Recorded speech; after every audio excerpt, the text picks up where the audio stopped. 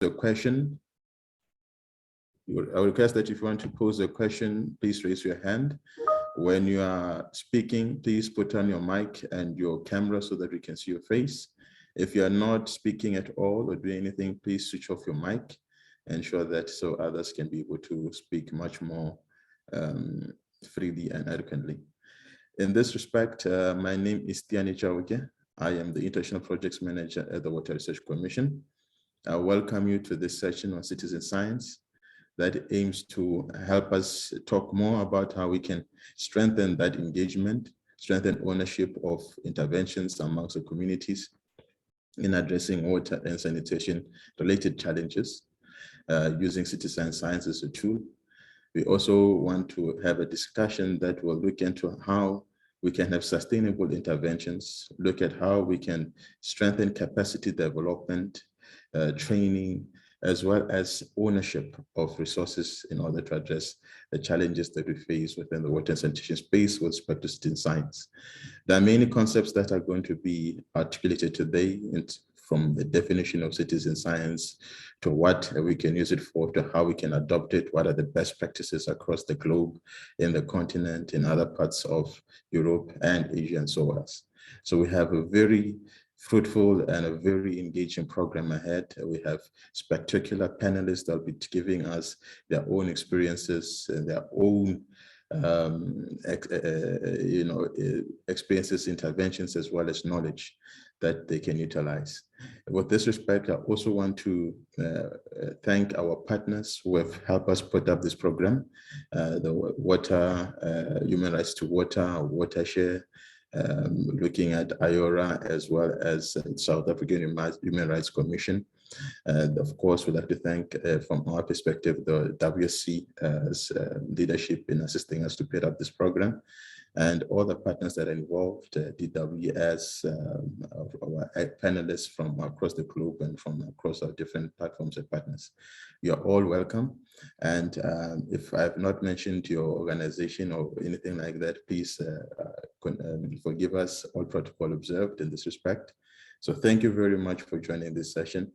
And I will hand over to the next speaker of our event today, who is going to give us a keynote address on citizen science. And our next speaker is Professor Vishwas Satgar. I apologize if I have not pronounced your name correctly. He is an associate professor from the International Relations at WITS University. He will be a keynote speaker today. And we hope that he is ready, and we'll look forward to his presentation. I'll be your host for the duration of this particular workshop, and I hope that we are going to enjoy ourselves. We are going to be very interactive. We are going to ask questions. We are going to talk, and we are going to post comments, and we're going to be bold, controversial, and we're going to make sure that the results that come out of this workshop are tangible results, tangible opinions that we can do something with and implement in the future. Professor Vishwas, I welcome you to the platform. Please, the floor is yours. If you need to present, you'll let us know, but I hope you can present from your side. I've made you co-host. Over to you, Professor. Yes, thank you, Tiani, and the Water Research Commission organizing this event, the co-hosting organizations, and I really appreciate the opportunity. I'm also going to share my screen, so let me just... Can everybody see that, Tiani? Yes, indeed. Okay, great. So I must say that this was a great opportunity for me to really reflect on the practice that I've been associated with in the South African context. So I've titled this talk, Emancipatory Citizen Science, Indigenous Knowledge and South Africa's Drought, Some Examples. Now, I really want to use this moment to get us all to think a bit self-reflexively about citizen science. And sorry, Tiani, I'm getting all these people coming into the room and I've got to admit them. Is that correct? Okay, well, anyway. So citizen science has been a buzzword in the second decade of the century. and it captures an array of practices. But I do feel that we need to be cautious about merely just embracing citizen science uncritically. It can be a vertical discourse that kind of gets implanted from the global development apparatus. So, you know, we talk about Millennium Development Goals in the UN, we all are now champions of that, or Sustainable Development Goals, we're all champions of that. So how these discourses travel for me are very, very important, and how they translated into particular contexts is very, very important. In this regard, I want to pose a set of questions. So in the notion of citizen science, you know, who is a citizen? This can be reduced to somebody who has voting rights and who's a carrier of rights in a particular society or social political order. But this can also sort of implicate itself in exclusionary nationalism. And we're seeing exclusionary nationalism on the march on our planet. And so this concept has to be nuanced. And so is it about all publics and everybody in society? I think that's very, very important. And whose science are we really kind of engaging with, working with? Today's science has really reached a point where it's implicated in very, very powerful institutions. The science of the military-industrial security complex on the one hand, and is that when we are positioning citizen science? Is it a complement to that? Or is it monopoly corporations today? Huge pharmaceutical corporations, digital corporations who today even want to define what it means to be human. So we got to really think carefully about where we are positioning citizen science. We also have to rethink the history of science beyond some of its dominant myths. So this idea that science is something that's only been the preserve of the West, this is a myth. And it's actually got to do with the imperial origins of modern science. The idea that the scientist is the male patriarch and who basically has brought us invention and knowledge and technology and so on and so on. That's another myth. And then the idea that, you know, it's the lone wolf genius or nerd and things like that. So we really have to disrupt those myths, I think, in terms of the history of science, because we're really dealing with the knowledge project of historical interconnections. It's what I call the human knowledge project, in which we are socio-ecological beings. But it's also a history that has to take on board indigenous knowledge. This is very, very important. And so there's a long history of science that we really have to work with. I think the other important critical question we need to grapple with is how democratic is such practices? Does it contribute, is it just contributing to the scientific method and practice? In other words, the questions get set somewhere else, the protocols get set somewhere else, and citizens are just conscripted to fit in. Or is it something more? I must apologize, I have a chest infection, fortunately not COVID. Is it about democratizing science to place it at the center of the needs of society and non-human life? The other critical question we have to grapple with, does it end the conquest of nature? I think this is a very fundamental question. Does it affirm us as socio-ecological beings in an interspecies relationship on our planet, recognizing we are sharing this planet with other life forms? And ultimately, does it prevent extinction? So these are some of the critical questions that we have to ask about science. And so for me, today, I want to position the idea of emancipatory citizen science. And I want to share a few examples. The rebuilding of indigenous knowledge is part of food sovereignty building. An example around water stress community mapping that we've done. An example of day zero documentation in Karoo towns, and examples of democratic climate science and the climate justice charter. Now, we all know that South Africa is one of 10 hotspots on planet Earth. It's heating faster than the global average. We also know that in terms of formal official climate science, we are heading towards a hotter and drier continent, and particularly sub-region. We have a drought cycle, and I'll say more about that. So we are heating at twice the global average. So if we had 1.2 degrees globally, we are now at about 2.4. And this gets disaggregated geographically as you go down into the South African context and the region. There's now clear scientific attribution around extreme weather events. The last IPCC report that went into the COP process was really about this. And so we are now living in a new world and a new planet, a world of climate extremes. The recent drought that we've had in South Africa broke with our historical pattern of droughts. Typically, we have a 3-year drought cycle, but this drought has been around now for the past few years, 6 to 7 years. South Africa has dams that can only handle a 5-year drought, and we have very complex hydrological conditions in the country, different seasonality patterns around rain, and so on. And we saw that manifesting even during the current drought. Some dams falling in some places in terms of concentration, and in other places, dams filling up.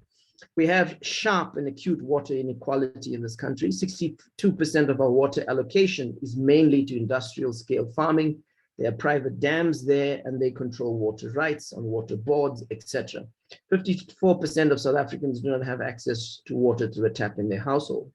But we're also dealing, particularly in this time of weather extremes, living in this new climate-driven world, we're now dealing with a phenomenon of flash droughts. In other words, a drought that can disrupt seasonality, can be about a month long, things like that.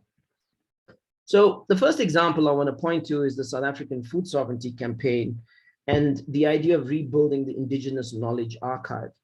And the campaign has been around since 2014, and I'm not going to itemize the kind of work done, but one of the first things we did was a hunger tribunal with the Human Rights Commission, recognizing that food prices were going up and the crisis of social reproduction in South African society was intensifying. We had drought speak-outs in communities. We developed a People's Food Sovereignty Act and, of course, a Climate Justice Charter. Now, what's important about this kind of work is that it led us to a place where we could see the food system collapsing around us. Our maize production collapsing, our livestock production collapsing during the drought. And hence, we decided more consciously in our translation of the concept of food sovereignty to start thinking about how do we practically build this next food system? What is required for us to end hunger and ensure that we have a different kind of food system in villages, communities, towns, and cities? So this is an example of a food sovereignty hub at my university, which is now expanding because of its success. And we feed between 4,000 to 5,000 hungry students. We have several agroecology gardens. We have a communal kitchen.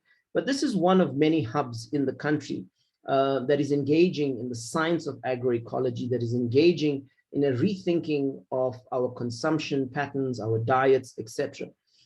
All of this is leading to the reclamation of indigenous knowledge as the basis for the kind of food sovereignty system we're building. So in terms of seeds and biotic resources, a lot of the tools I'm sharing with you were developed by grassroots communities and activists who have picked up on the need to preserve indigenous practices around particular plants, trees, herbs, foraging, etc., etc.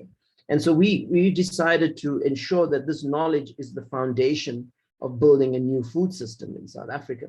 During COVID-19, we've continued this kind of work of pathway building and intervening in the food crisis and trying to get government to understand that we need a new food system. We tried to make the argument during the drought. We made the argument again during the COVID-19 crisis, 30 million people in food stress. Of course, this government doesn't listen.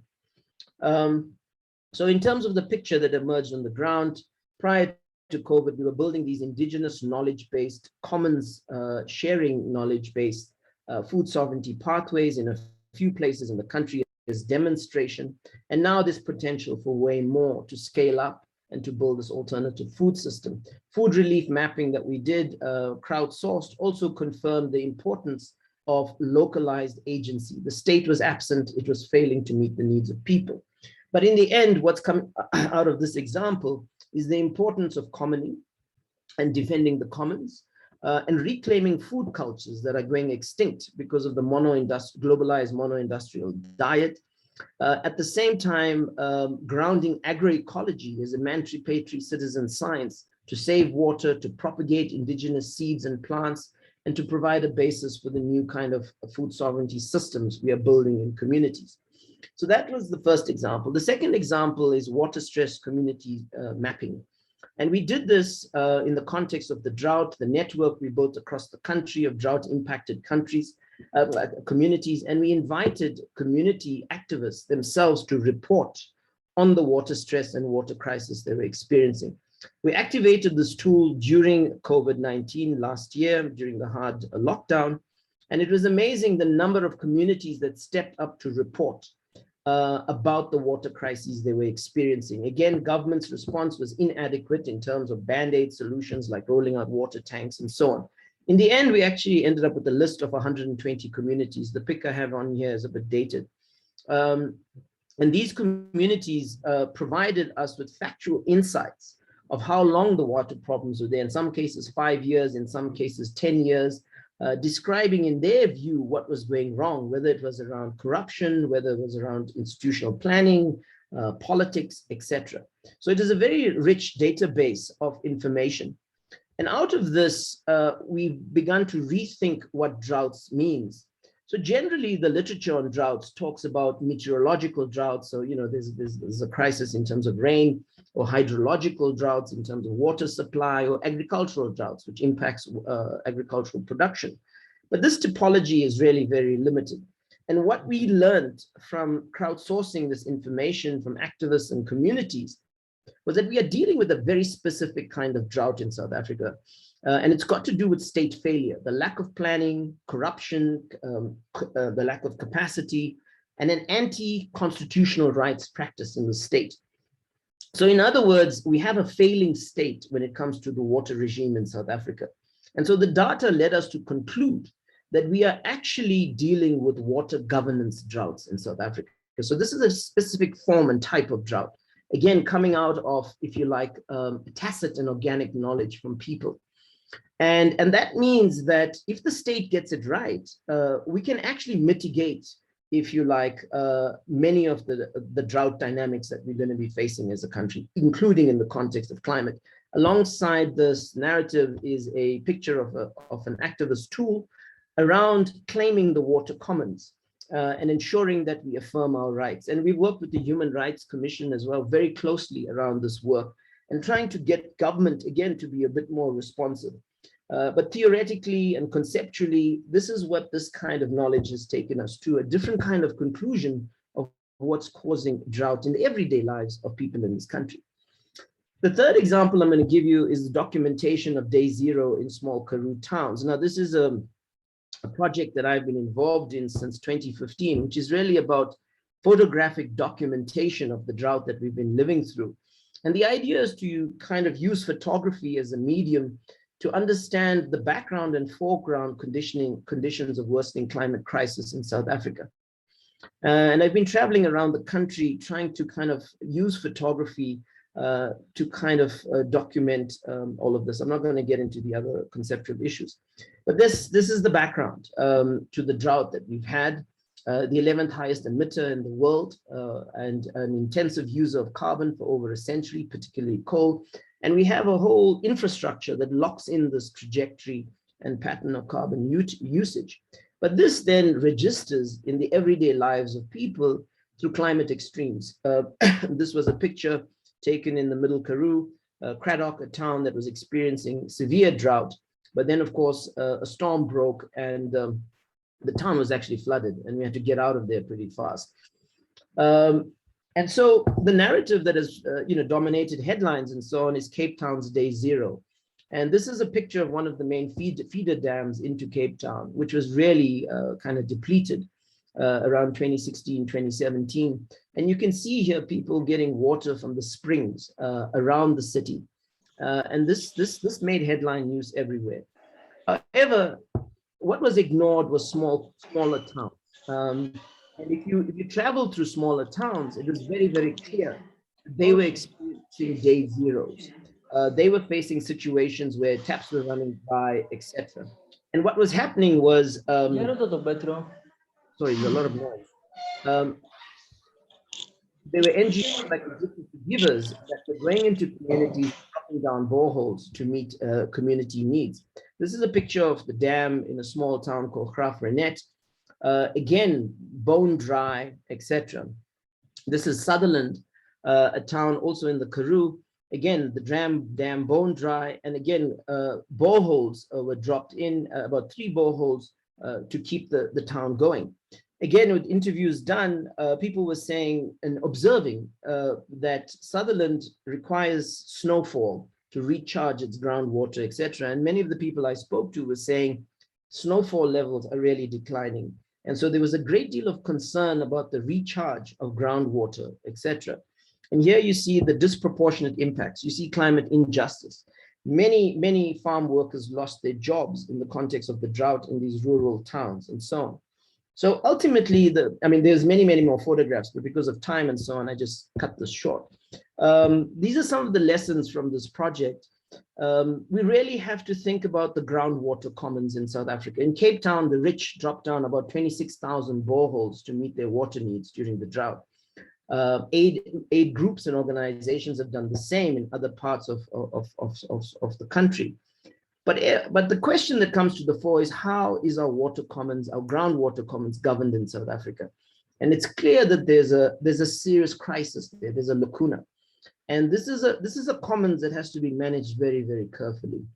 The other important lesson from this project is the importance of linking climate science and early warning systems. So we are going to have an El Nino-induced drought linked to climate in the next 5 to 6 years. So where does climate science and early warning systems fit in? And lastly, the state failed in terms of the current drought. It only declared it a national disaster in 2018. So there's a question here about how do we rethink the disaster management system so it's democratized and it's people-driven. And then the last example I'm going to share with you is a vision for systemic transformation. So in the midst of the drought, we rethought the food system and we developed the People's Food Sovereignty Act with organic knowledge from activists, communities, etc. But we also then developed a climate justice charter. And what's important about that process is that we worked with our leading climate scientists in the country. And the challenge we put to them was, how do you translate the IPCC climate science for the South African and Southern African context? And they rose to the challenge. And they basically helped us understand that we are heating at twice the global average. They prepared a scientific paper for us, which we then took to Parliament on October 16, 2020, when we handed over the charter and demanded its adoption. But at the same time, we worked with them to ensure that this science and the key issues that are at stake are translated into everyday language.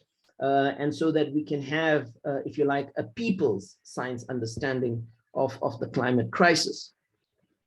The Climate Justice Charter really is about systemic alternatives from frontline movements, waste pickers wanting zero waste systems, trade unions wanting climate jobs, small-scale farmers wanting food sovereignty, etc. So in other words, we've used formal official science to work with us and to really think about the kind of society we need to survive in the context of climate change and the climate crisis. And essentially what comes out of the charter is that we are not about ecological modernization, and we are not about deep ecology with human beings being the problem, but really we are about emancipatory ecology. And essentially we have over 262 organizations endorsing the charter now and growing, and we are all emancipatory ecologists, thinking about human to human, human to nature relationships, and how we ensure we become guardians of this commons. Thank you for your time. Thank you, Prof. Wow. Yeah, you know, your presentation was really did impactful and quite interesting. I already have a lot of questions in my mind and a bit of controversy. So I appreciate the boldness, and I hope all the participants will similarly appreciate the boldness and ask the questions and participate. Please feel free to post your comments and questions on the chat. We will articulate them as time goes. Unfortunately, of course, we're running a bit against time, but I could not stop Prof from his presentation. It was a really good keynote. Prof, yes, and I've noticed some of the elements you've highlighted in terms of the roles that citizens and communities are playing, not only in the photography of some of the transitions and environmental factors experienced when it comes to water and climate change, but also in terms of the dams and how they've been viewing it from that point of view. So that is quite noted. Without wasting time, I'd like to present our very own Ms. Michelle Hiestermann from the WSC to give us her address. She'll be focusing on engagement on citizen science models, scaling up in investments. Michelle, I know you're running against time, but I will allow you to do the best that you can so that you don't impose a lot on our colleagues, but please bear with us. This is a key discussions. Thank you. Thank you so much, Tiani, and I will try and keep it as short and sweet as possible. I also am so grateful to the presentation and our keynote by Prof. It was absolutely fascinating, and I really hope that we can receive that PowerPoint to digest it further. And I think for us, I just want to double check. Can you see my screen okay? Yes, I can. Yes, we can. Okay, great. Thank you. Hi, everybody. My name is Michelle, and I'm with the Water Research Commission.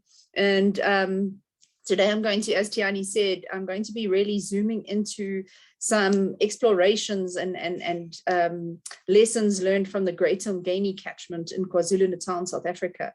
And we're really looking at scaling and investment around citizen science. And just to mention that I am part of a project that's called the Ecological Infrastructure for Water Security Project, which is looking at unlocking the benefits through development finance in catchments. And this is a project of the Global Environment Facility and the Development Bank of Southern Africa and the South African National Biodiversity Institute. And so why this project is so invested in what we're talking about today is that, as we all know, our catchments, or in some terms, our river basins, are really important for overall water systems to function. And so what this project is doing is we're looking at creating an enabling environment through policy, financial mechanisms, natural capital accounting, but also at implementation in 2 priority catchments, one of which is the Greater Umgeni catchment. And then the role that I'm playing and the WRC is playing is really this knowledge generation and how that can further mobilize action. And so for those who aren't familiar with the Greater Umgeni, it supplies most of the water for around the Pietermaritzburg and eThekwini or Durban areas, and so is an extremely important catchment. And so within this catchment, there have been great partnership efforts. I'm going to present the following few slides on behalf of Dr. Pearl Gola, who plays a coordinating role in that catchment. And we're really looking at partnership as a means to support the implementation and research around this work. And so what has led from the development of this UEIP, the Umgeni Ecological Infrastructure Partnership, has now mobilized into an effort called Amanzi Etu Mubuntu, which I'm going to touch on a bit later as well. But what we're looking at here is really a partnership approach to creating employment, restoration, and monitoring of our water systems. And through funding within a really blended finance model and exploring this, we've got, there's been funding through the Departments of Science and Innovation. There's been local led and mobilized funding, and then also an international grant investment through P4G to really explore what we're doing of soft public-private partnerships. And so in the next 3 months, we're implementing right now, we've seen 300 jobs for youth, 100 water monitoring sites, and 300 hectares of riparian zone areas restored, with 10 different partners involved in this, and $1 million in co-funding. So that's just sets a bit of a background to some of the work on the ground. You'll see that this is complete partnership work, and the WRC is working closely with all these different projects. And so I'm also going to present on behalf of Prof. Hele Lotsa-Siska and her team, who've been exploring a project of the WRC, which is looking at scaling community-based water quality management, and also embedded in the Umgeni. And so why this is so important is you'll see all these red dots all over South Africa are really a recent sharing of those water treatment works that are not working. And you'll see images, and many of us are familiar with these images. And so we really have a crisis situation in terms of our water quality. And I'm not going to go into detail with this for the sake of time, but this is why community-based water quality management needs to be explored. What can it contribute and what can be done further? And what we've experienced over many years in the Umgeni is that we've got about 60 organizations doing amazing work, but they're poorly supported and fragmented. And that it's this coming together, and this project has really been looking at what would the scaling pathways be, and looking at actually on the ground projects, 6 different projects to identify these scaling pathways. And so these scaling pathways, which I'm not going to go into detail now, but I'm happy to share what we've explored that and continue the conversation, are really important because it helps us to break down what do we mean by scaling in terms of the activity systems that exist in the catchment. And so these are really important, and I'm going to touch on 1 or 2 of them. So one that is really important is that we're looking at a multi-partner, multi-leveled system of activity. So there's different types of scaling. And what this project has explored is different types of scaling, which I won't explain now, but I will share this presentation with you to explore, is really around the object of scaling, depth scaling, vertical scaling, horizontal scaling. So the project starts to unpack a little bit deeper, moving from just a list of stakeholders in a catchment to more depth around activity systems and throughout a value chain. So this can start to get us to think a bit more deeper around the complexity about what we mean in terms of scaling. And so it also touches on scaling, types of scaling that link to this Amanzi Etu Ubuntu, which and a blended finance model. And so Amanzi Etu is really our trying out of what we're talking about in this project and is really important. And Dr. Jim Taylor, who's also one of the partners who's greatly involved in some of this work over many years, we'll be talking a bit later in the panel. But one of the things that we've really been working with as a tool is the mini SAS. And so he'll be sharing a bit on the mini SAS. And I think what's exciting is it's about how do we get beyond the Umgeni and how do we start explore these important aspects of scaling and investment internationally. And through a tool like the mini SAS, which really looks at streams and has been really rooted in the experiences of our young leaders in the catchments, how do we then take that from wonderful examples of action and learning within an area like Shia Bazali, where we're looking at real challenges that are complex and existing at different levels and layers. How do we then also look at it beyond that internationally? So Jim will be touching a bit on that later on. I've shared quite a lot of examples of what is happening, but for the sake of time, I think that we would have to have a follow-up engagement to really go into some of the deeper or the lessons that are coming out of these projects. And I hope I've done some justice to the incredible work and quality of work that's been going on by our partners, who would be able to share with examples and probably be able to explain in beautiful ways so that you could become more familiar.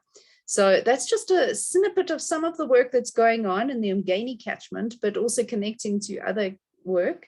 And yeah, so please, I welcome comments and questions. And I think what would be really nice now is, because we're going into a panel session, is we're going to start to ask some of the tough questions and hear from those leaders from very diverse backgrounds on what we should be thinking about. Thanks very much, Tiani. Thank you very much, Michelle. I think you've just made a very great transition to the next session.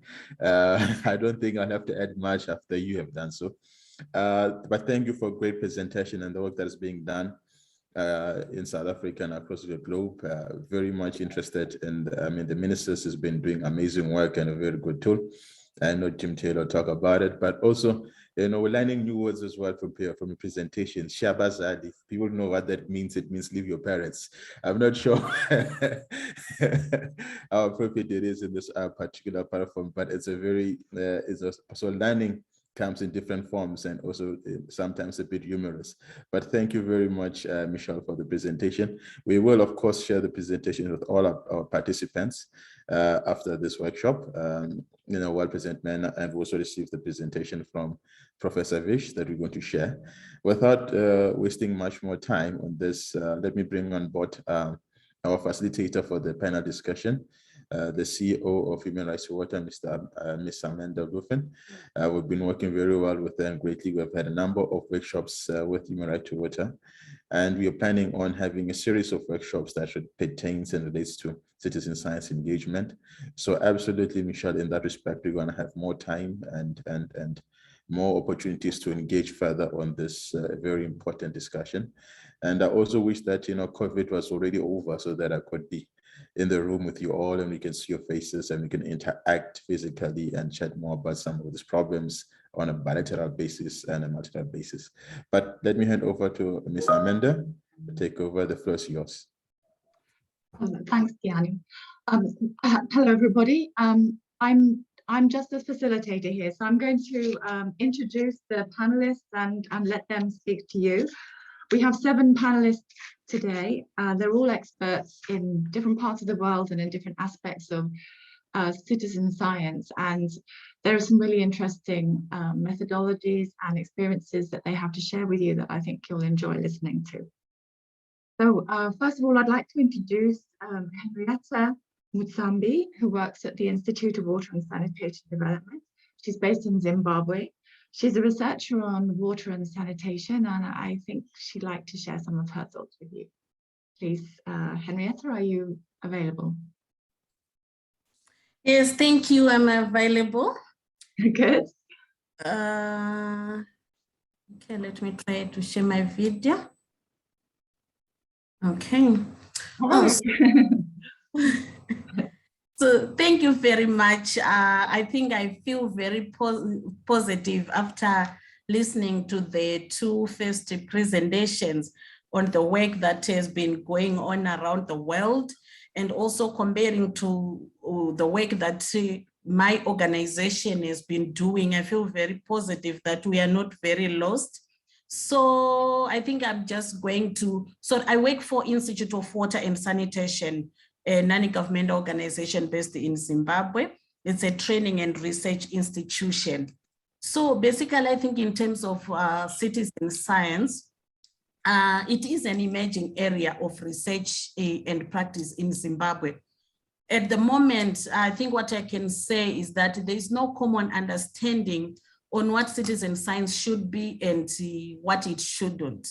There is basically no agreed and shared understanding on the specific standards, theories, and techniques for citizen science.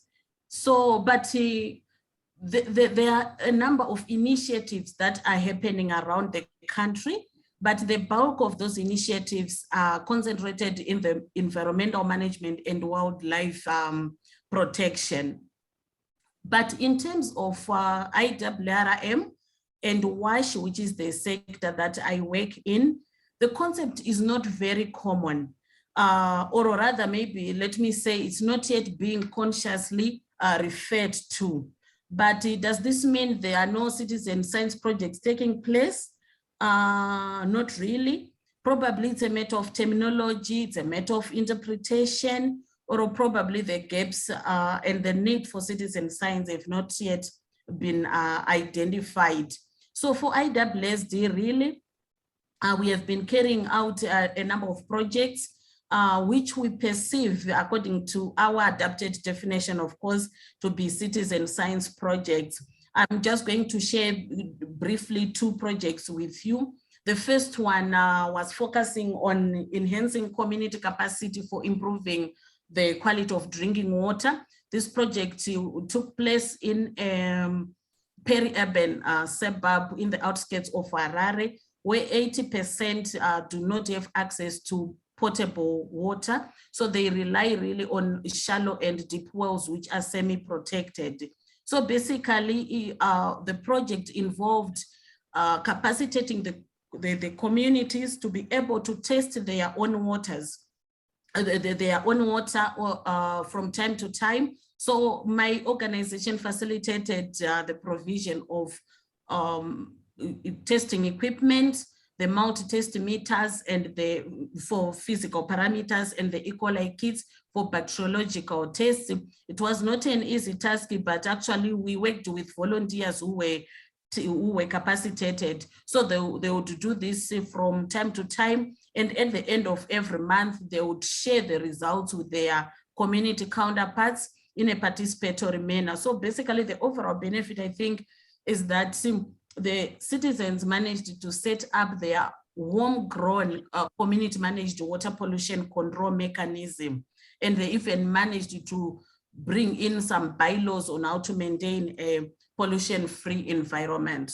And the second project, which is actually ongoing right now, is focusing on service delivery through resident scorecarding system. Now, I'm just going to rush through because I realize I have 3 minutes, which I've already exceeded. So the objective of this activity is to monitor monthly service delivery improvements by the city council. So again, we are working with volunteers who were trained on how to capture service delivery data on water supply, on wastewater, on refuse collection, etc., etc. So they use diaries to document, actually to gather in quantitative and qualitative information. They use pictures, photography, because even in our high density suburb, everyone, probably almost everyone can afford a smartphone. They also post some evidence on WhatsApp groups. So at the end of each month, they sit down together with the council in a participatory manner and use the data they would have collected to populate a scorecard so that at least they can see whether the council is improving or not and what should be done. So basically, this is what we have been doing. It's just part of the projects that we have been carrying out. So the lessons learned, I think, from these projects, I think I can say, since citizen science is not clearly defined in Zimbabwe at the moment, I think not everyone can be the scientist, but everyone can be a scientist. And I think it depends with the type of research. It depends with the methodology and simplicity of research instruments being used. But at the end of the day, research has to be uniform. There's supposed to be uniformity, reliability, and consistency for it to be credible. But again, I think we need to ask ourselves some important questions. To what extent can the decision makers take citizen science seriously? This is being done by some people without degrees.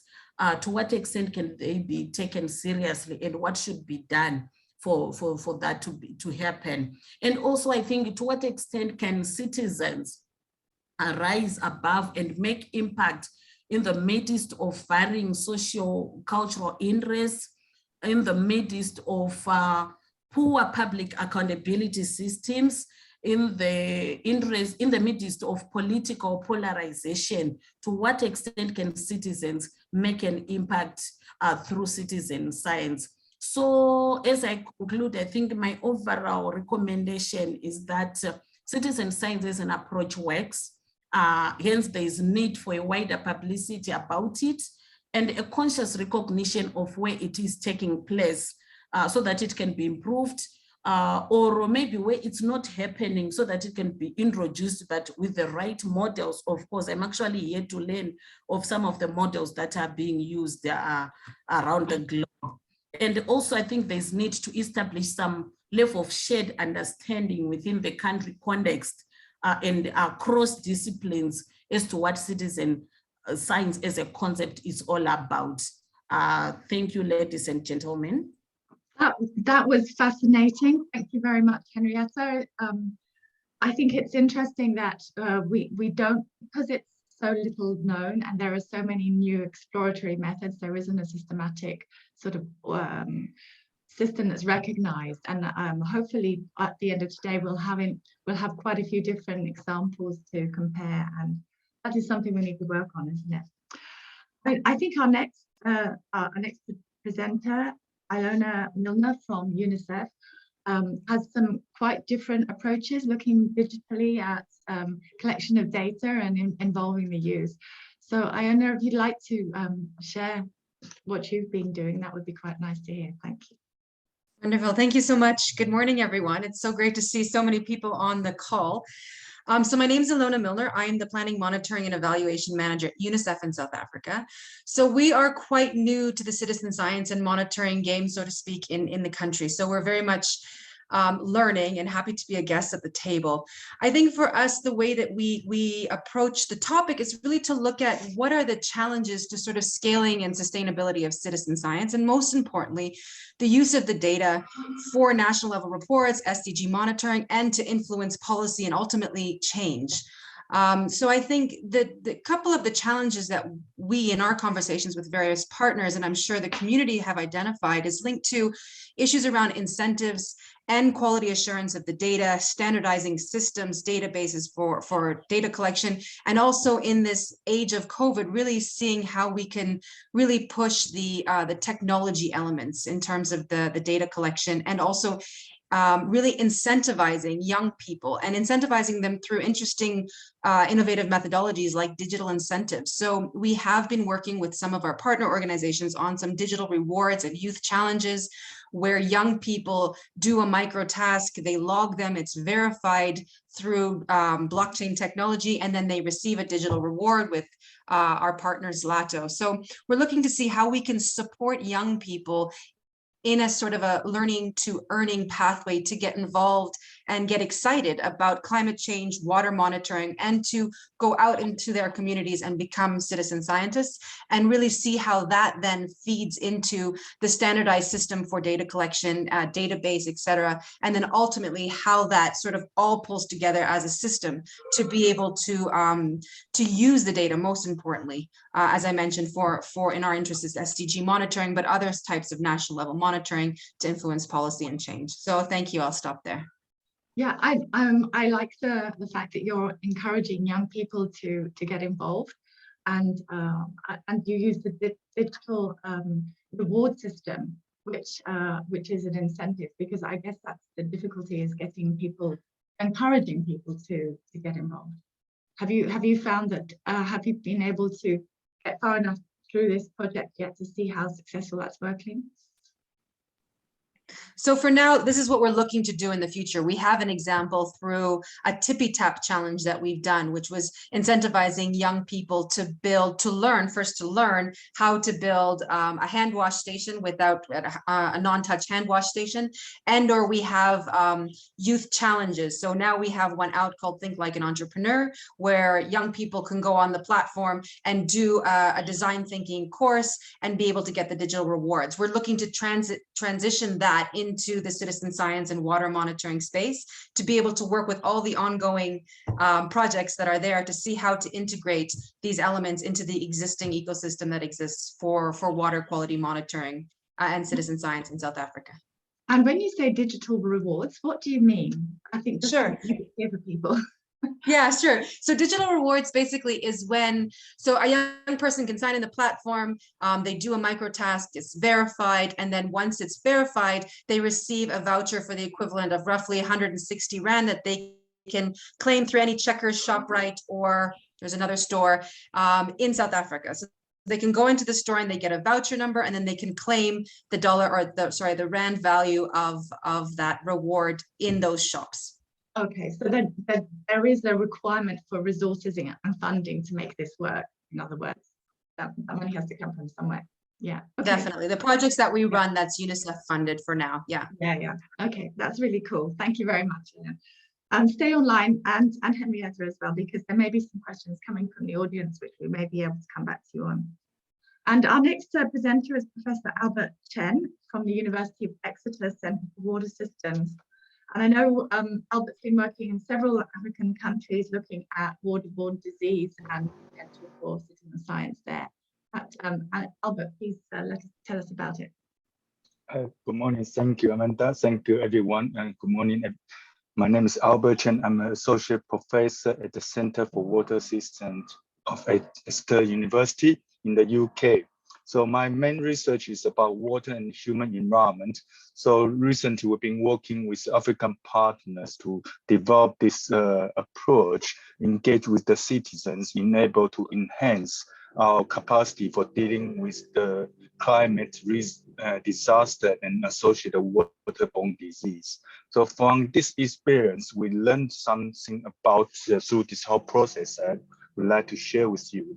So first of all, for some of the people talking about the citizen science, many focus on the data collection in order to inform the scientists.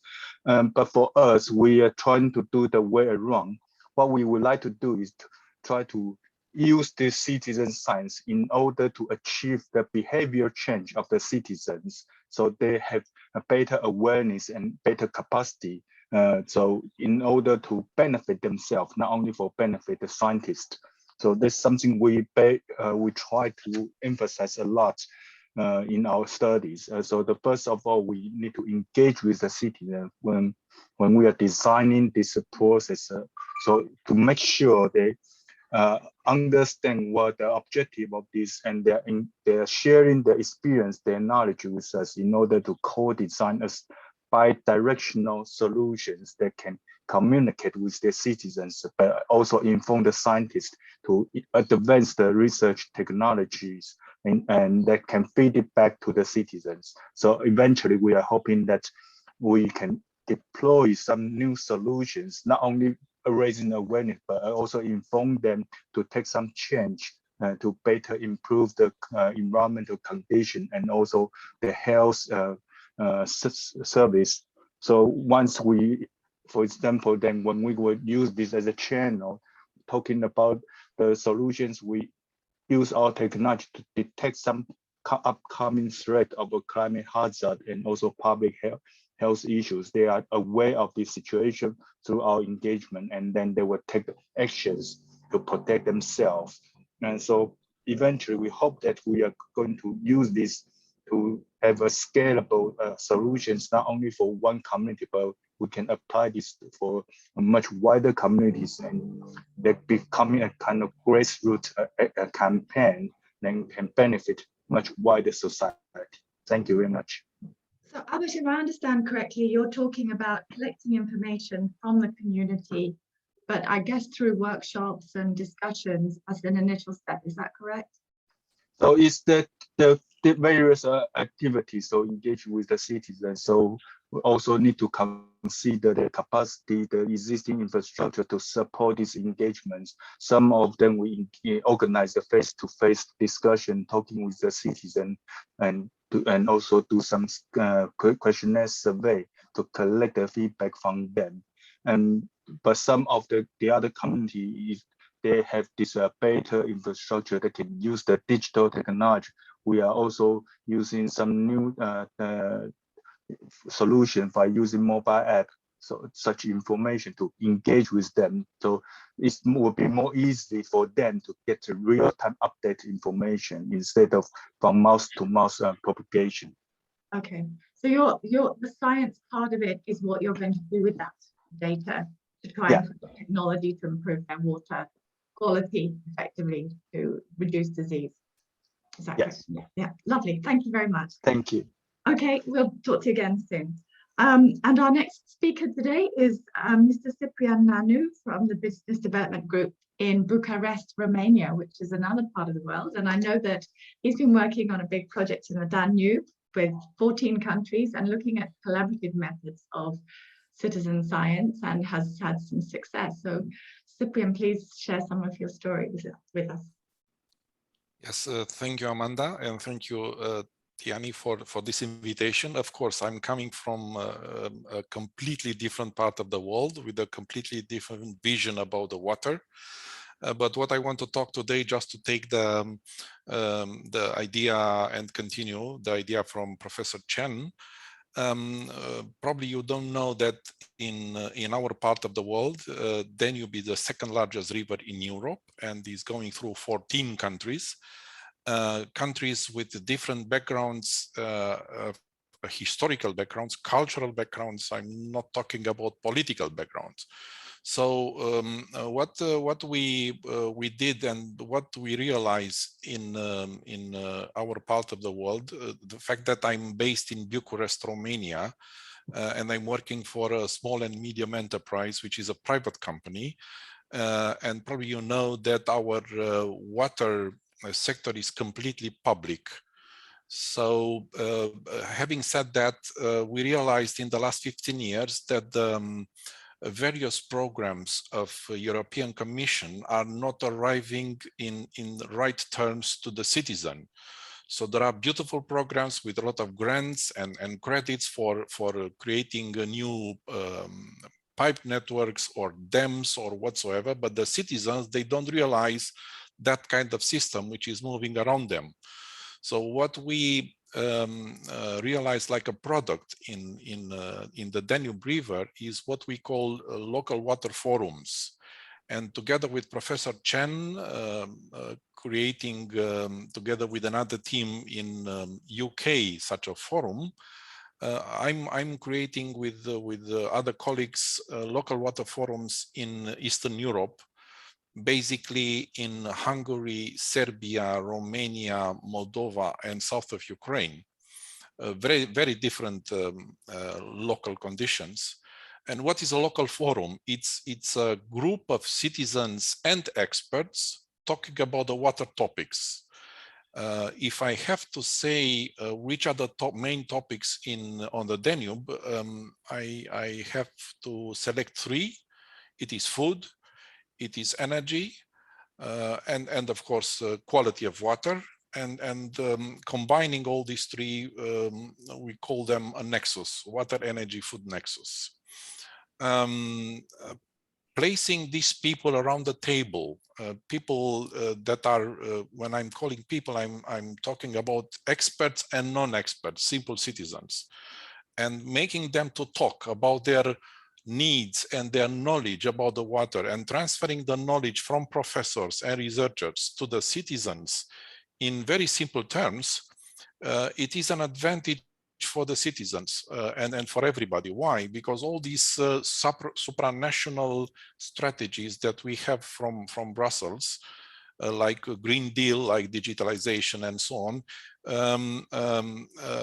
they have the opportunity to talk about that supranational strategies at the local level, with better understanding which is the advantage for themselves in such groups. And I was very pleased to see that the topic water is raising somehow on top of their interest, because until maybe 1 or 2 years ago, we are talking about the water only when we have floods. We don't have too many droughts, but we have some floods on the Danube. And when, for example, it's raining in Hungary, we have floods in Romania. So all this kind of interactions should be somehow discussed. How can we participate, all of us? I'm an engineer myself. I'm not a water specialist, but I realized that I have to make some efforts in order to place these people, all of them, experts and non-experts, around the table and in different countries, and to discuss about the water topics, which is really important for ourselves, and we don't realize that.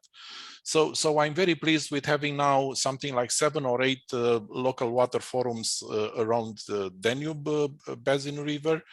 And probably there are something like 30 in the world, because we don't want to limit the local water forums. If it is a municipality or a city or an organization which want to set up a local water forum in their locality or community, we will be very pleased to help them, because it's really important to come up with bottom-up strategy ideas for the municipalities, for our politicians, in order to develop the water sector and water projects. Yeah, I mean, this is what I want to say about my experience in Eastern Europe. So if you have questions, please let me know. Thank you, Cyprian. I think a very different approach compared to some of the other stories we've been listening to, because actually the point of your discussion is for really just for sharing information at this point, but that in itself has a value to it, because actually there needs to be a solution found, and that's not clear what it is yet, but this is the first step. And so very interesting approach. So I'll leave it there for now, and let's see if there's some questions, and we'll bring them in towards the end. Thank you. Thank you. Thank you, Cyprian. And our next speaker is Ms. Yuri Ram-Kisoon from the South African Human Rights Commission. Good morning, Yuri. And I know that Yuri has some experiences in citizen science in the water sector that she'd like to share with us. And please take the floor. Thanks so much, Amanda, and good morning to everyone. So I'm speaking about a particular case that we have at work. I work for the South African Human Rights Commission. In the late 2000s, early 2010s, the South African Human Rights Commission, or Commission, was receiving many complaints on the lack of access to water and sanitation. Instead of dealing with the complaints individually or piecemeal, the Commission approached the state to obtain information on access to water and sanitation nationally. The national statistics look good, but it was difficult to ascertain the level of access at local levels. So instead of hosting a national hearing, as would normally be the norm, the Commission decided to host public hearings in communities in each of the 9 provinces that we have in South Africa. This was quite unprecedented, as hearings are generally at the national office in Joburg or in the largest cities in each province. The hearings were in very impoverished communities and were very well attended. They were attended by hundreds of residents, local government departments, provincial departments, civil society organizations, and more. The trend showed that there wasn't necessarily a complete lack of service delivery, but it was a lack of functioning infrastructure, both within homes or communities and at a local level with water or wastewater treatment plants. There was also a lack of progressive realization of rights, in that there was no improvement in the services once service provision was met. So for example, if a stand had been provided in a community, that wasn't improved to then a tap within a yard or a household. Also identified was the disproportionate impact of a lack of service delivery on vulnerable groups and mining communities. It's important to note that these hearings were in no way scientific, but the anecdotal evidence provided by residents was a lived experience of the communities. It was the issues they were dealing with on a daily basis, which I think is invaluable information for any organization or state department involved in service delivery in any way, including monitoring the realization of service delivery. I think furthermore, the findings were consistent within communities, meaning that we heard the same testimonies from different community members or civil society organizations. They were also consistent between different communities and different provinces in the country. The report that emanated from the study was published and shared with national departments, and the monitoring of the implementation of the recommendations from this report is ongoing. It serves as sort of a baseline of access to water and sanitation in this country. The Commission found that the process was an extremely effective way of identifying systemic failures in service delivery at a micro level, given that national statistics told a very different story. Thank you. That's fascinating, Yuri. I think what's important here is that when you're looking at the big picture, 90% coverage or whatever the numbers are, it doesn't represent what's happening really at the local level. And that's where the citizen science approach, one of the approaches that it's clearly, there's so many different ways of doing it, but finding out that information, however you can do it, often very qualitative data as well. This is a way of managing to take qualitative data and people's feelings about service provision into a way that's systematized and you're able to do something with it. So it's quite impressive. Thank you very much. For now, if we could just stop there, and I'd like to come back to you with some questions at the end, but let's let everybody have their presentation. Our next speaker is Dr. Jim Taylor from the University of KwaZulu-Natal. And I know that we had a brief introduction earlier on from our presenter, Michelle, and he's been working on biometric data. It's quite fascinating the way that has been used to scale up and collect actual real information on water quality in rivers. So please, Jim, would you like to take the floor? Thank you very much, Amanda, and greetings, everybody. I'm shocked to WRC and Tiani and Michelle for putting together this whole workshop. I'm going to share with you a system called the Stream Assessment Scoring System, sometimes referred to as mini-SAS. That's what Michelle called it. Now, the Stream Assessment Scoring System is based on ancient African knowledge, where people, indigenous knowledge, if you like, people use the signs from the streams to tell them of the water quality. The kind of organisms they could see, whether it was frogs or whatever, can tell you a story.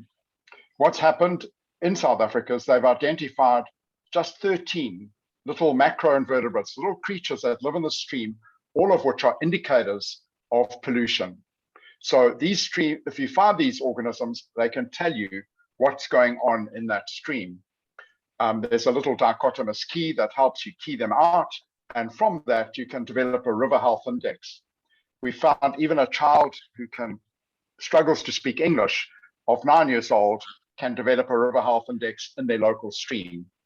What they then do is you can go onto the Google Earth plane, if you have a cell phone or a computer, and put your findings there from purple, which means it's in very bad condition, well modified, to blue, which means your local stream or river is in good condition. What is really exciting about the citizen science method is it's being used all over South Africa. Just about every single river and stream in South Africa has been monitored by citizens using this method, and they've color-coded all our rivers and streams so we can see what's going on. Even more exciting is that the United Nations are recommending this method for every country in the world to help meet SDG 6.3.2 on stream and water quality, as well as SDG 6B. So we have an African developed system for biomonitoring. It's not a new system and is used in other parts of the world, but from that, anyone can participate in understanding the quality of their stream and river and sharing that on this Google Earth plane. And I'll put the link to that in the chat box. And isn't it exciting that United Nations Water are now recommending mini-SAS for each country of the world to help them meet SDG 6.3.2. Thanks very much, Amanda, for giving us a little bit of space to share. What I like about this story is that, number one, it doesn't cost anything. It's free to access the app, but also that it's educational and helps young people, especially, and children, to understand the connection between ecology and biodiversity, and water quality, and the health of the environment. I can really see it being very inspiring. So I know you've got quite a lot of results already in the African region. Has it actually spread to other countries yet? Yeah, so it's an African developed system, so it's very popular in Africa and Tanzania, Kenya. It did start in South Africa, but people are now using it in India, in Canada, in Australia, and it's quite exciting when innovation that is based on indigenous knowledge in Africa can actually contribute to science in other parts of the world. But we think that's a really exciting thing. It's by no means perfect, but it's certainly a very, very good indicator of stream and water quality, and great stuff that it's more and more people are using it and contributing to the development of this kind of citizen science technique.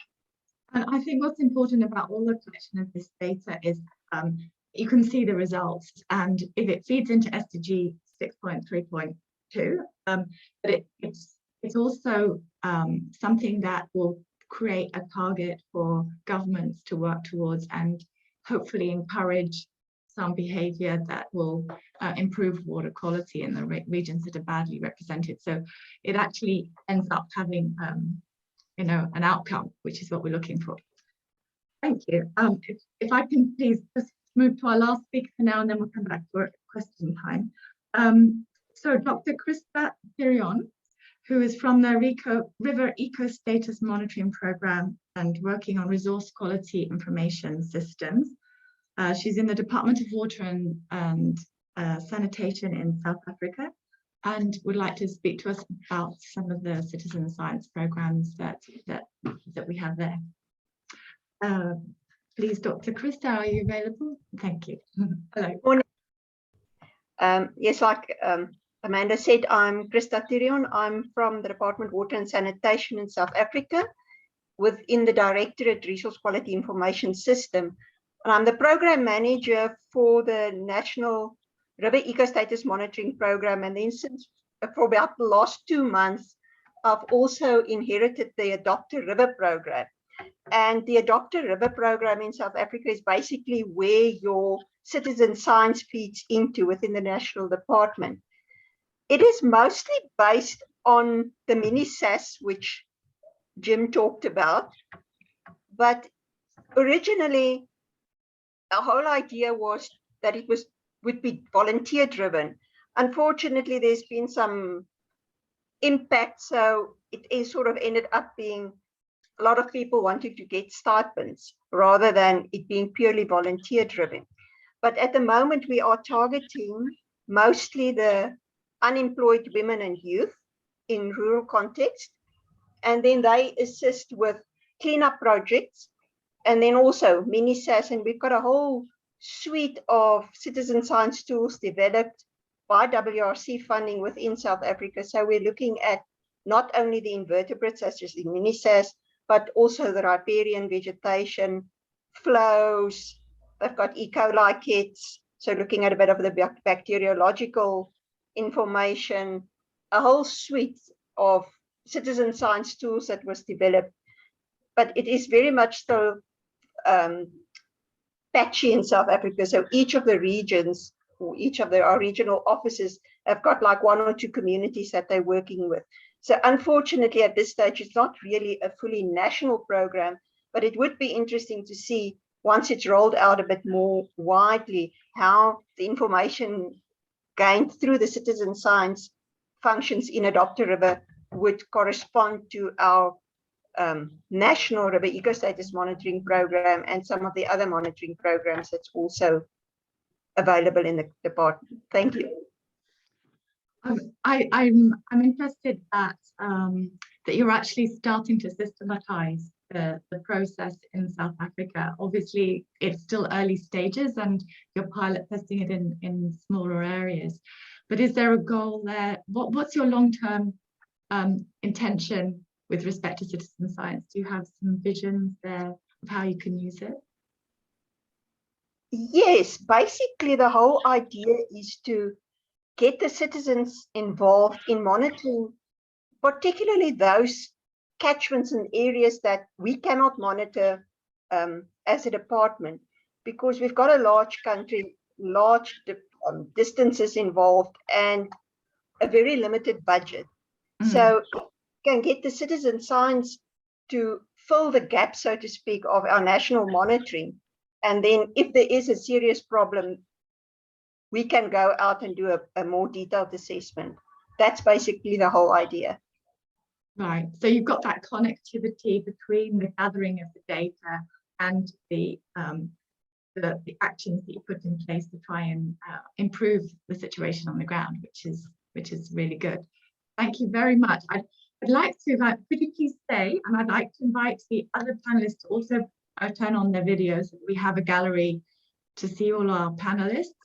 And then I'd like to open the floor to questions for the last 10 minutes, just to give a chance to people in the chat and other members of the audience to ask the questions. So we have a few already. And actually one interesting question, and we all assume we think we know what it means. But the first one is, what is citizen science? So I don't know if anyone would like to take that question for us. Maybe one or two people could answer that question. What do you think it means? And because we've had various different interpretations of what it means in terms of gathering data and translating it into science. Jim, you're considered an expert in citizen science. Do you want to take that question? Yeah, thank you so much. For me, it's simple. Citizen science means citizens doing science, especially if it helps them overcome their local issues and risks. And science was always the preserve of somebody who was a graduate or qualified at a university. And that's really nonsense. Over the last 1,000 years, citizen science in Africa has been a very powerful way of people dealing with how they live, how they overcame cholera, for example, using citizen science 200, 300, 400 years ago before people were qualified. So there's a lot of indigenous knowledge. For me, that's science. And we need to take the best science of the past with the best science of the present, put them together so that we go forward in the most sustainable way possible. Thank you. That's really helpful, Jim. Is that complete, or would anyone like to add something to that? Otherwise, I'll move to another question. I've got one. Oh, Yuri, go ahead. Yeah. Yeah, that was perfectly articulate, but I think just to add that indigenous communities have different ways of measuring things, be it qualitative or quantitative data. It's also learning from them in the way in which they collect information. Thanks. Oh, that slightly, so the science is a little bit more soft and qualitative in terms of how do we learn. I think that's an important point. I'll skip over the one for Ilona. There's one here for Albert Chen, mentioned behavioral change of citizens. In that regard, water reuse projects often fail or are hindered because of public concerns. Do you think citizen science is the best way to promote the acceptance of water reuse and relation, or do we need more education on that?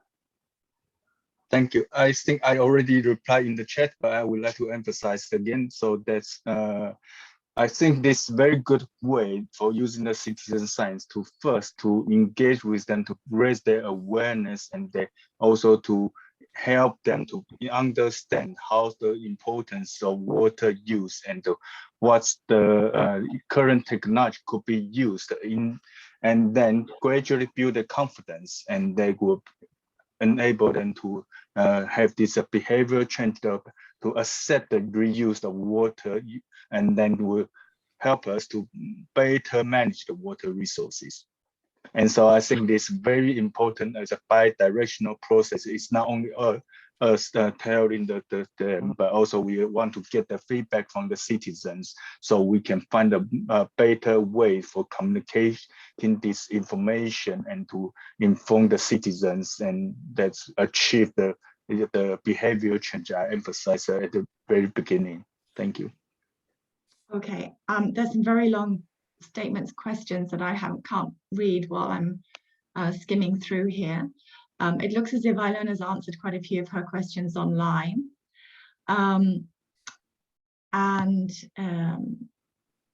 So maybe I could come back to the panel and ask if there is something that you particularly would like to say.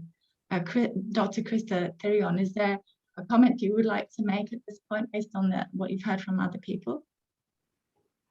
No, not really, but I would like to, because looking at what Ilona was saying in the chat box, I think it would be really great to work with them and see if we compare the citizen science results for our national stream system with the real ecological monitoring that we're doing, the more detailed monitoring that we're doing and reporting on an annual basis. It would be really good to see how does that actually compare. Thanks. That would be great. I'm sure that will happen. Henrietta Mutsambi, do you have a comment?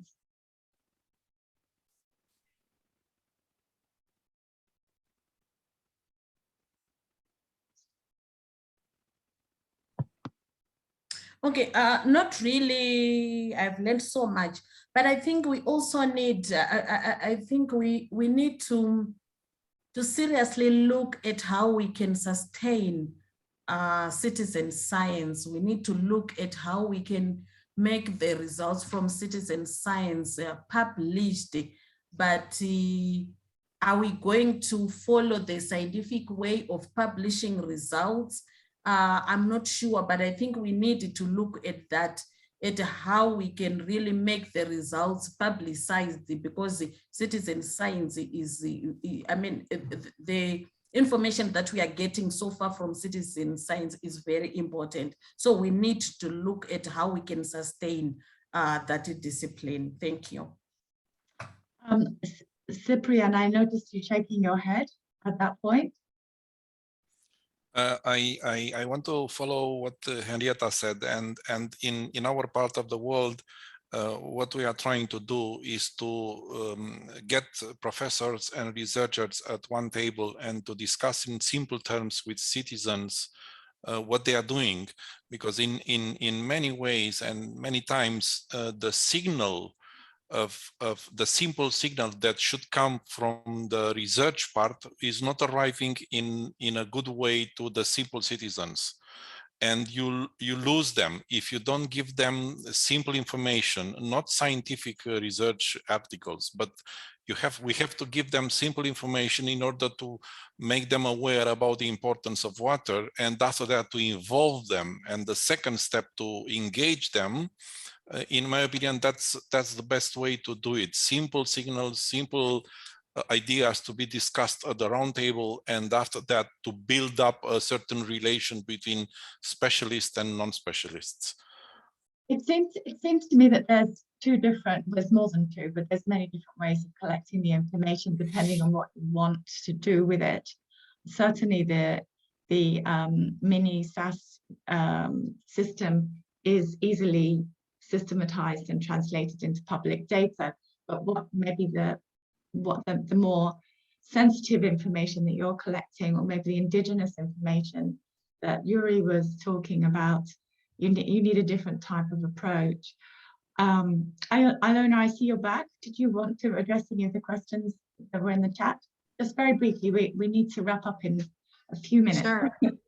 I'm furiously typing on the chat and having conversations. So colleagues who want to make a connect, that's great. I just wanted to really focus on the importance of use of citizen science generated information. And there's different challenges for the uptake of the use of the information. But I mean, I think of myself, you know, if I were a citizen going out collecting information and then nothing really happened, I would be kind of disillusioned. I'd say, I'm collecting all this data. Ultimately, we want change, right? We want improved water quality. We want better results for children. So all of these kinds of things will only happen if citizen science generated data is either used in SDG monitoring or is used for policy change. So I think we have to find ways to tackle some of those challenges, and how we can build, at least in South Africa, but also globally, sort of a network of, or a community of practice of citizen science practitioners or people who are engaged in these types of monitoring projects to pull together this sort of disparate elements so that we can leverage and really make change at scale. Thanks. Thank you, Ilona. I think that actually nicely captures some of the discussions we've been having today, and we are actually out of time for our questions today. I'm sorry to people who have put questions in the chat or raised their hand, but we need to wrap up. I just want to make sure I haven't lost any thoughts from the panel. If you have a last 30 seconds you'd like to say something, please raise your hand and speak. Yes, Chair. Yes, yeah. Chair. Sorry. Yeah, I'm actually speaking on behalf of Ilona. Who was Okay. just right now. She had actually posed the question on whether there is training material for MiniSAS, or the possibility of hosting either virtual workshops or seminars and so on for the training of the MiniSAS tool. So I guess the question is basically directed to Jim Taylor and Michelle. So I'll just pose it there. Thank you. Please, Jim. Tiani, do you want a very quick response to that? The MiniSAS website is managed by Ayanda Lepayana in South Africa. He's a South African and he processes all the data from around the world. He has developed a fantastic little tool that teaches you how to do this technique. It can be done in any African language. It can be done virtually, or it can be done to local stream. And it's very easy to master. Young children can master it, and senior scientists are also using it. So that's pretty exciting. So yes, the answer is it's very easy to use. And at the WRC, Bonani Matikizela your colleague, is a leading figure worldwide in this kind of technique. He's also offered many courses around things like biomonitoring and mini-SAS. But thanks everyone for your enthusiasm and interest in this work. And thank you, Jim. Thank you to all of the panelists for today's discussion. That was really enjoyable, and I really enjoyed listening to each of your stories. Very different parts of the world, different approaches, and it kind of opens the conversation around citizen science and what opportunities there are to use it to try and improve our water resources. So I'd like to thank you all and pass the floor back to Tiani for closing. Thank you. Amanda, and thanks, colleagues. Wow, I wish we had more time to unpack this. It's a very interesting conversation and a very interesting concept, ranging from the definition of what citizen science is, whether having a shared understanding of it, looking at some of the tools that are being used to upscale citizen science, incentivize citizen science. You know, the digital rewards is quite a novel one. I was not aware of that one, but hopefully we can make something happen out of that interaction and connections. The great work that's being done by citizen science in South Africa, the mini-SAS, the work that's done by the DWS and all our partners in Romania, Albert Chan, and so on. So there's so many that, you know, a summary of this, I think I'll take another hour trying to summarize the beautiful outputs that are coming from this discussion. But what is clear is that it is a necessary intervention, it's a necessary tool, and it's a tool that is helping people already in either making interventions against the challenges when it comes to water and sanitation or climate change, looking at how we view citizen science and science itself. I think Prof. Vish talked about demystifying the idea that it's only for sort of a theoretic class, but it's for everyone, and the various ways of doing it. And as well as the indigenous sort of base of citizen science that is inherently African as well, that Jim Taylor has well articulated. So I am quite impressed and very looking forward to many discussions around this and spreading the message. As stated in the opening of this workshop, that we are going to share this video. It's recorded. We are going to share it with all the participants. We are going to share the presentations that have been delivered here today. We have the presentations and we share with all of you. So I'd like to thank all of the speakers that were participating here, all the participants that have availed themselves and their time to participate in this discussion and the comments that were on the chat box. I'd like to thank you all. I'd like to thank the partners that brought about this incredible workshop, Human Right to Water, Watershare, WaterNet, IORA, the leadership of the WRC, as well as our partners from all over the country and all over the continent and the globe. Jim Taylor, DWS, UKZN, Cyprian and Nuno for all your contributions. So thank you very much. As you know, we are heading towards Christmas and we are now also hitting the fourth wave of the coronavirus. So please be careful, have a Merry Christmas, enjoy it with your family and friends, keep safe, sanitize, put on your mask, and we hope to see you again next year in 2022, all healthy and all engaging and trying to solve the world's problems and the world's challenges when it comes to the areas of our respective work that we have now chosen as careers, especially within the water and sanitation area. It's a limited resource of water, so we need to take care of that. As Bonan always say, let's make sure that we have a good water and become active citizens in these areas. So thank you very much, colleagues. Have a great day. Merry Christmas in advance. I'll see you in 2022. Thank you, Yanni. Well done. Thank you. Bye. Thank you. Thank you. Bye. Bye. Thank you. Thank you. Bye-bye. Bye. Thank you. Bye-bye.